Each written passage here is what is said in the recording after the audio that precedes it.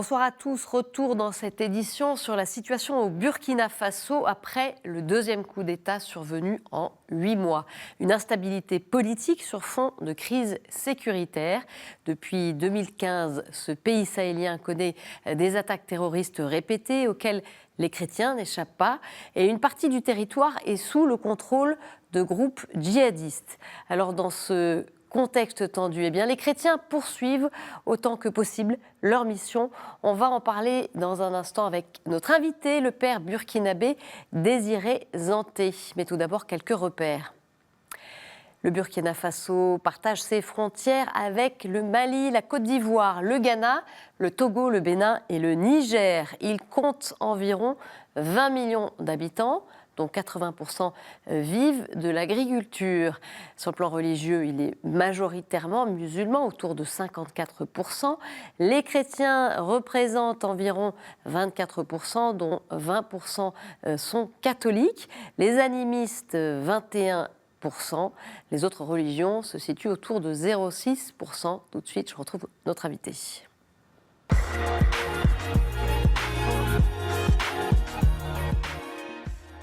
Père Désiré Zanté, merci beaucoup de nous retrouver ce soir. Quelques mots pour vous présenter. Vous êtes donc originaire du diocèse de Dédougou, qui est situé dans la province du Mouhoun et la région de la Boucle du Mouhoun, dans le nord-ouest du Burkina Faso. Votre père était fonctionnaire de l'État, ce qui vous a amené à vivre dans plusieurs régions. Vous êtes ensuite entré chez les missionnaires rédemptoristes et vous avez suivi votre formation au séminaire diocésain de la capitale, Ouagadougou. Vous avez ensuite été envoyé comme missionnaire au Niger, puis en France, où vous êtes arrivé en 2011. Vous êtes curé des paroisses d'Épinay-sur-Seine et de Villetaneuse en Seine-Saint-Denis. Et puis c'est tout récent, vous avez été nommé provincial des rédemptoristes pour la France. Peut-être un premier point rapidement, Père, pour nous donner aussi un petit peu plus une idée de la réalité aussi locale, chrétienne notamment. Pouvez-vous nous situer votre diocèse de Dédougou ? Oui, je suis donc du diocèse de Dédougou, comme vous l'aviez dit, dans la boucle du Mouhoun. La boucle du Mouhoun, c'est un cours d'eau, hein, c'est un fleuve, on va dire le plus long fleuve. Et c'est essentiellement des populations qui vivent de l'agriculture. Hein. Donc c'est juste à côté, à la frontière avec le Mali, une partie avec le Mali. Les communautés chrétiennes dans ces lieux vivent divisées en diocèses, bien sûr, dans les paroisses, dans les quartiers qu'on appelle CCB aussi. Et ils se retrouvent et ils prient régulièrement ensemble. Et puis, bien sûr, les dimanches, ils se rencontrent. Il y a bien sûr des activités comme dans toute paroisse, dans tout diocèse. Voilà. Les communautés de base, hein, c'est ce que oui, vous oui, c'est les communautés de base, oui, qu'on appelle. Alors, on va un petit peu, évidemment, rentrer un peu plus dans ce que vivent les Burkinabés. Vous y étiez vous-même cet été. Ça a été compliqué puisque la zone dont vous êtes originaire est aujourd'hui une zone occupée. Bien sûr. Racontez-nous un peu. Alors, c'est vrai que je suis allé cette année pour quelques jours, hein, grâce à quelqu'un qui m'a offert ce voyage, puisque en tant que missionnaire, nous n'allons pas tous les ans, c'est tous les 2 ans. Et pendant 18 jours, j'y étais et je n'ai pas pu arriver jusqu'à mon village. Pourquoi ? Parce qu'ils étaient sous occupation. Donc, occupation de groupes terroristes, voilà, terroristes. Et donc, pour ne pas trop compliquer la tâche aux gens, il ne faudrait pas que je me présente. Donc, ça peut être suspect. Oui, c'était un peu risqué, bien sûr. Pour vous, en tant que prêtre ? Oui, je peux dire, puisque, bon, c'est vrai que pour le moment, au niveau du diocèse, même de la paroisse, on n'a pas eu de difficultés parce que les chrétiens vivent tant que possible leur vie de foi. Et ils n'ont pas été fort attaqués. Hein. Oui. Donc, moi, je pense que c'est plutôt des groupes terroristes. Ben, on ne sait pas exactement qui sont-ils, ceux qui sèment un peu cette terreur. Mais c'était par prudence. C'est par prudence, oui. Votre famille a préféré que vous ne veniez pas jusqu'à eux. Tout à fait. Ouais. Et je ne suis pas le seul. Dans beaucoup de régions, évidemment, ceux qui sont un peu connus, bon, déjà les fonctionnaires n'y sont pas. Ouais. Par exemple, les enseignants, la police, et puis bon, tout ce qui concerne les structures de l'État n'y sont pas. Donc, je pense qu'il y a quand même de la prudence à ne pas y aller. Donc, effectivement, je ne suis pas arrivé chez moi au village, donc je suis resté à 100 km, 200 km, et quelques personnes sont venues, j'ai pu rencontrer mes parents, mes neveux, mes nièces, et puis... Ils sont venus à vous? Ils sont venus, évidemment, à moi. Qu'est-ce qu'ils vous racontent sur ce qu'ils vivent?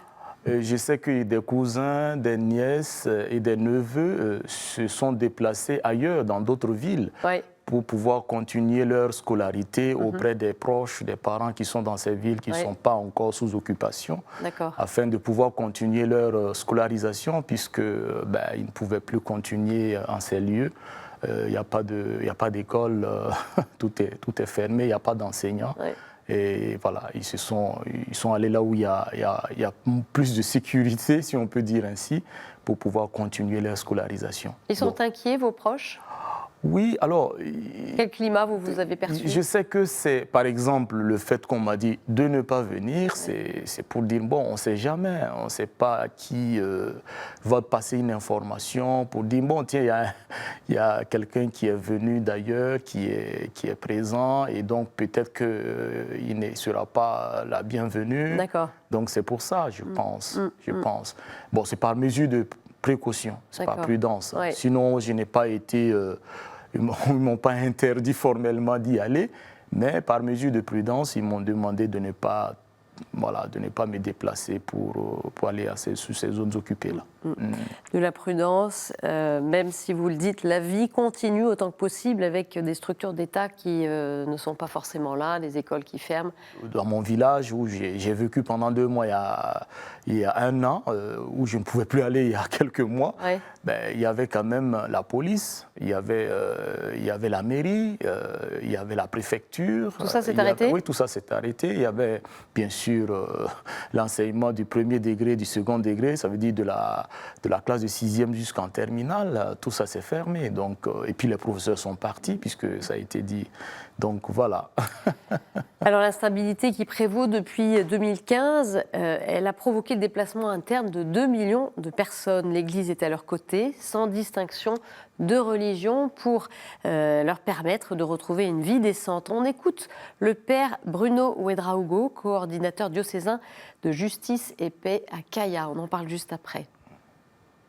Avec notre organisation qualitative de l'Église, qui s'appelle l'OCADES, nous essayons de prendre en compte tous les déplacés, sans distinction de religion, et nous essayons d'écouter, d'accompagner et d'assister sur le plan psychologique et sanitaire, spirituel et moral, tous ceux qui ont eu un déplacement ou qui sont arrivés dans les grandes villes, parce que n'ayant plus personne ou n'ayant plus leur territoire, ils sont arrivés dans une localité où ils veulent s'installer. Nous essayons de les accompagner sur tous les plans pour leur permettre d'avoir une vie décente.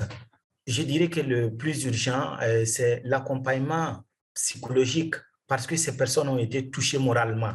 Donc, l'Église a besoin d'accompagner toutes ces personnes qui ne se sentent plus à l'aise, qui se sentent plus chez eux. Ensuite, venir en aide à toutes ces personnes parce qu'elles ont tout laissé dans leur localité. Beaucoup d'écoles ont été fermées ces dernières années, compte tenu de la situation. Alors, du coup, ces enfants sont arrivés en masse dans nos agglomérations et l'Église essaie à sa manière de les accompagner. Du coup, on les intègre facilement, les enfants s'intègrent facilement dans leur milieu. Et les mouvements d'action catholique continuent de fonctionner et les enfants s'intègrent là-bas. Également à l'école, je pense que nous avons ouvert des écoles même pour accueillir toutes ces personnes, tous ces enfants qui sont arrivés d'ailleurs et qui certainement n'allaient pas fréquenter, mais à cause de l'Église, ils arrivent à avoir des écoles, de nouvelles écoles ouvertes comme ça pour pouvoir les accueillir. Voilà, les écoles, vous l'évoquiez, des écoles qui ferment. Et on sait que le Burkina est déjà confrontés à ce défi de l'éducation. Il y a un fort taux d'analphabétisme. Ça veut dire que les perspectives pour les jeunes, elles se referment un peu plus ? Oui, c'est inquiétant, effectivement, que on va dire l'avenir, puisque les jeunes, c'est l'avenir de demain, qu'ils soient sacrifiés. C'est vrai que s'il n'y a pas d'éducation, s'il n'y a pas la formation, ben, on ne peut pas tenir. Et donc, c'est un grand problème. On pourrait dire même que c'est une bombe à retardement. Et donc, il faut vraiment résoudre ce problème-là, pouvoir aider les jeunes et même ceux qui, dès le début, qui ont eu leur formation, qui ont fait le cursus jusqu'au niveau de l'université. Le marché de l'emploi aussi demeure assez difficile.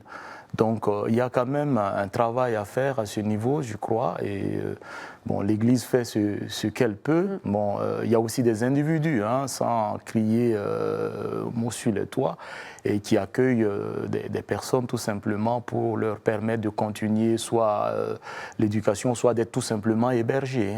Donc, voilà, il y a des structures d'église, il y a aussi des chrétiens qui se mobilisent, parce qu'effectivement, cet afflux de déplacés dans des villes, ça doit évidemment créer des tensions. Bien sûr. Bon, vous voyez quelqu'un qui quitte quand même son village ou sa campagne, dont il est fier et qui il cultive régulièrement. Du jour au lendemain, il n'a plus de champ, il n'a plus de bétail, il n'a plus rien. Il devient un SDF. Voilà, avec toute sa famille, c'est très difficile. J'imagine qu'il y a beaucoup qui... un jour, j'ai écouté quelques témoignages, j'avais presque les larmes aux yeux. Je comprends, moi, ça fait 15 ans que je ne suis pas au Burkina, que je reviens, compte tenu de la situation de charge en tant que missionnaire. Mais quand je vais sur place, je vois une évolution à ce niveau. Je vois une évolution. Je constate qu'effectivement, depuis le temps que je bouge et que je reviens, les choses évoluent pas dans le bon sens. Et depuis quelques années déjà, c'est catastrophique. Et on le voit effectivement avec ce contexte sécuritaire dont on ne sort pas, cette instabilité qui perdure. Alors, il y a eu, au lendemain du coup d'État, une médiation avec les autorités religieuses. Pour l'Église, c'est le cardinal Philippe Ouédraogo, archevêque de Ouagadougou, qui est intervenu finalement. Mais ça sert à quoi, ce type de médiation ? Alors, déjà, culturellement, au Burkina, je sais que les religions ou les responsables des différentes religions sont demandés, on leur demande souvent d'intervenir au moment des litiges, au moment des difficultés entre deux familles. En général, on va voir ces personnes-là parce qu'on est sûr de leur sincérité, de leur proximité avec, bien sûr, Dieu. Et donc, ce sont des personnes qui apaisent et qui apportent un surcroît d'espérance. Je pense qu'à ce niveau, le Burkina a un capital, en tout cas par rapport à cette aide-là, parce que même dans ce groupe, on sait que ce n'est pas que les catholiques. Voilà. Il y a des musulmans, il y a des animistes, il y a la religion traditionnelle, il y a des chefs coutumiers qui sont considérés comme les sages, qui puissent nous aider à orienter, en tout cas à prendre des bonnes décisions et à éviter justement l'effusion du sang et puis à proposer justement la paix, le pardon, la réconciliation, parce qu'avant tout, nous sommes frères, tous frères du même pays, et donc c'est nécessaire qu'on participe ensemble à construire cette paix-là. Et justement, vous évoquez le pardon, la réconciliation, c'est ça le défi aujourd'hui, l'un des défis dans votre pays ? Bien sûr, c'est sûr qu'on ne peut pas bâtir une société juste, fraternelle, tant qu'il n'y a pas effectivement cette recherche de la réconciliation, puisqu'il y a sans doute des gens qui ne sont pas contents de telle ou telle chose. Et ainsi de suite, comme disent les gens, plus il y a un peu d'injustice, plus ça fait gonfler effectivement les révoltes et les gens ne sont pas contents. Je pense qu'il y a ça, il y a cet aspect donc de réconciliation de tout le monde, puisqu'on dit quand une famille, on considère un pays comme une famille. Et dans la famille, pour qu'il y ait la cohésion, la paix, on n'est pas tous pareils. Donc il faut qu'on s'entende, qu'on s'asseye autour de la table, qu'on se dise la vérité, les yeux dans les yeux, pour que la famille grandisse dans le bonheur et dans la paix. Donc, si les gens sont bien en sécurité chez eux, ça commence d'abord par une entente, à une petite échelle, donc au fur et à mesure, avant que ça soit dans tout le pays. Alors, il y a aussi, sur cette question de la cohésion sociale et de favoriser le vivre ensemble, il y a un autre exemple d'action de l'Église qui poursuit son travail dans ce contexte compliqué. C'est celui qui est mené par le réseau des radios catholiques, Radio Maria, du Burkina. Elles sont présentes dans tout le pays et elles donnent la parole à tous, chrétiens comme musulmans, protestants, à tous. C'est au service de cette cohésion sociale, même si évidemment cette mission reste délicate, comme en témoigne la journaliste Arlette Gertrude Compaoré.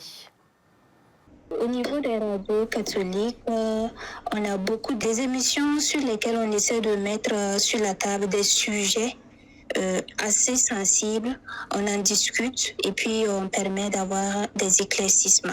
Ils font des émissions sur la cohésion sociale et très souvent on invite un imam, un pasteur, un prêtre, un laïc, et puis sur la même table, ils essaient de discuter, de parler de leurs différences, question de se mettre, de se comprendre et puis de vivre la fraternité, on peut dire ça, d'entraîner la cohésion sociale. On fait également des micro-trottoirs, question de prendre l'avis de la population par rapport à tel thème et puis savoir quoi faire par la suite. Il y a des provinces où il n'y a que les radios catholiques qui constituent le seul média même de la province là. Donc ce sont des médias communautaires. Donc on a des musulmans qui communiquent sur ces radios, on a des protestants qui communiquent sur ces radios. Lors de nos émissions interactives, nous recevons des appels de catholiques, de musulmans, de protestants qui appellent. Vraiment, on ne sent pas de différence comme ça. Père, voilà un outil. C'est quoi l'enjeu de ces médias ? Alors, non seulement pour créer, comme elle a dit, la cohésion, la fraternité entre les communautés, pour valoriser, bien sûr, le message de paix et aussi évangéliser, bien sûr. Par exemple, il y a les chapelets, il y a la méditation de la parole de Dieu, il y a certaines émissions comme même les célébrations eucharistiques qui sont retransmises sur les ondes, permettant ainsi à ceux qui ne peuvent pas se déplacer et dans la situation que vous connaissez aussi, on en parle mais aujourd'hui, les gens ne peuvent pas se déplacer et donc du coup ils peuvent rester en famille et prier en communion à travers les ondes. Voilà. Et aussi, s'ils ont la possibilité d'appeler aussi et de demander des intentions de prière, cela arrive bien souvent. Ce qui veut dire que l'insécurité aussi, elle a changé la vie des communautés. Est-ce qu'on peut ou pas se rendre à sa paroisse? Est-ce qu'on peut prier dans son église? Ou est-ce que, voilà, qu'est-ce qui se passe à ce niveau-là? C'est vrai que dans certaines régions, les chrétiens n'arrivent plus à se rassembler, c'est-à-dire à l'église, dans certaines zones. Car trop risqué. Trop risqué. Oui. Et puis bon, ils sont chez eux et prient en famille. Mais là où c'est possible, donc ils peuvent se rencontrer et puis célébrer les... Mais c'est vrai que c'est très délicat. Donc, il est quelquefois, je veux dire, il est interdit d'ailleurs, dans certaines zones, de ne pas circuler au-delà d'une certaine heure. Il faut dire tout simplement, on appelle ça le couvre-feu, parce que, bon, pour permettre quand même, puisqu'on est dans une situation de guerre, faut le dire, une situation de guerre, d'insécurité, donc c'est difficile. La circulation n'est plus comme avant. Avant, on allait tout allègrement à la messe, on revenait, et puis on était heureux. Aujourd'hui, dans certains endroits, c'est impossible d'aller à la messe. Père, pour terminer, peut-être une prière que vous souhaitez nous partager.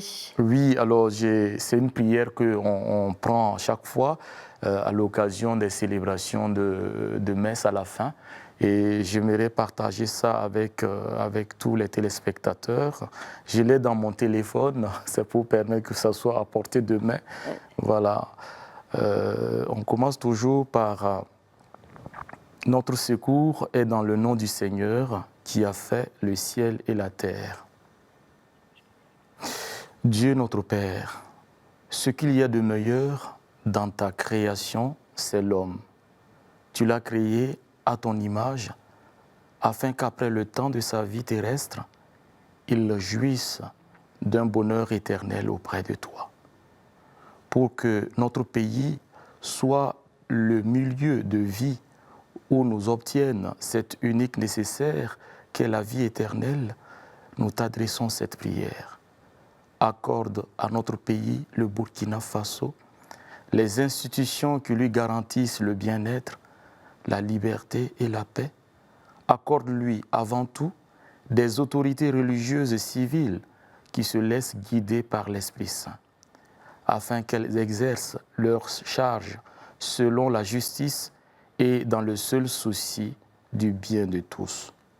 Nous te le demandons par ton Fils, Jésus le Christ, notre Seigneur. Très Sainte Vierge Marie, priez pour nous. Notre-Dame de Yagma, protégez notre pays. Les anges gardiens du Burkina Faso, veillez sur lui. Amen. Merci Père, merci pour votre témoignage. Tout de suite, on poursuit avec quelques autres actualités d'Église.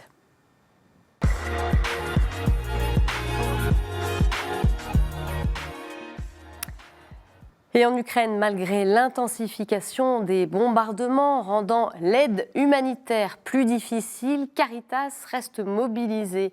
Depuis le début de la guerre, l'organisation a soutenu 2,5 millions de personnes et l'approche de l'hiver va accroître les besoins. Le père Grinevich, directeur de Caritas Ukraine, nous donne des nouvelles. So a few days ago, we saw that terrible act of aggression, terroristic act, that all Ukraine were bombarded, and especially Kyiv, civil places, and some explosions was also in the center of city when our employees went to the work, to the office.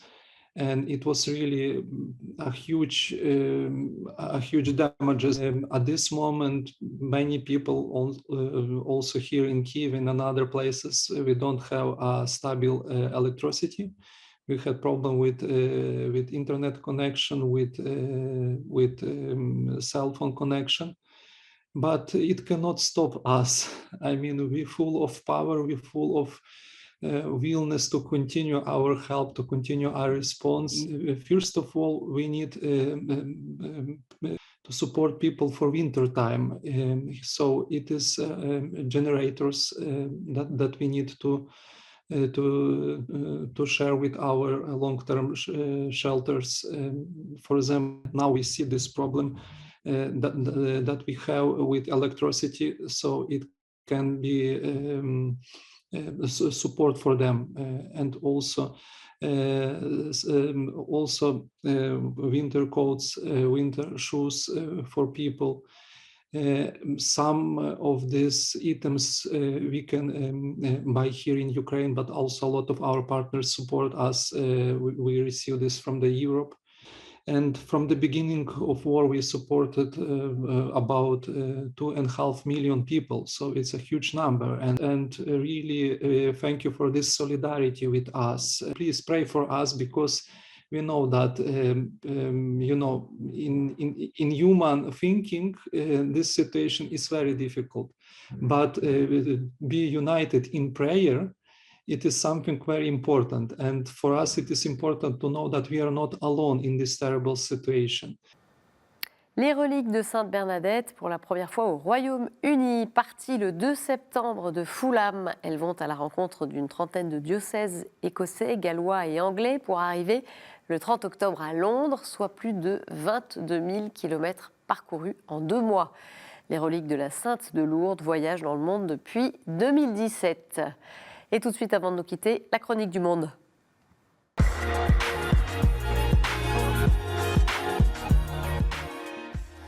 Avec une nouvelle chroniqueuse pour le Canada, il s'agit d'Amélie Martineau-Lavallée, journaliste pour la Web TV de l'Église catholique de Québec. Dans plusieurs diocèses au Québec, l'année pastorale commence avec une journée de lancement ou de relance pastorale Aujourd'hui, c'est ce qu'on a vécu ici à l'église de Saint-André, dans le nord de la ville de Québec. On avait environ 175 mandatés qui étaient présents sur le thème « Marchons ensemble ». On est bien sûr dans la suite de la visite du pape François, le pèlerinage pénitentiel où il est venu à la rencontre des peuples autochtones. Et puis, aujourd'hui, les équipes pastorales nous ont partagé leurs priorités, les moyens pour y arriver, plutôt que d'avoir une conférence. Ça a été vraiment un partage, des retrouvailles, vraiment une grande joie de se revoir après la pandémie. Et puis, beaucoup de plaisir et de fou rire. Et puis, bien sûr, peut-être vous dire aussi qu'on s'est penché sur des extraits de l'homélie du pape François, dans lequel il avait parlé à l'Église canadienne en donnant 3 défis. Le premier était de faire connaître Jésus. Le deuxième nous parlait du témoignage dans lequel il nous invitait à être une Église humble, douce, miséricordieuse, qui accompagne et qui travaille à l'inculturation. Et puis, le troisième défi sur lequel on a médité, travaillé, c'était bien sûr la fraternité, où il nous invitait à être des communautés accueillantes. Alors, peut-être que ce texte est interpellant pour l'Église canadienne, mais il l'est pour l'Église universelle ou votre Église locale. Je vous invite à aller découvrir ce magnifique texte pastoral du pape François. Et puis, moi, j'étais bien heureuse de vous donner des échos de l'Église du Québec. Merci Amélie. Voilà, c'est la fin de cette édition. Vous pouvez la retrouver sur notre site et nos réseaux sociaux. Je vous donne rendez-vous jeudi prochain. Très bonne semaine. Au revoir.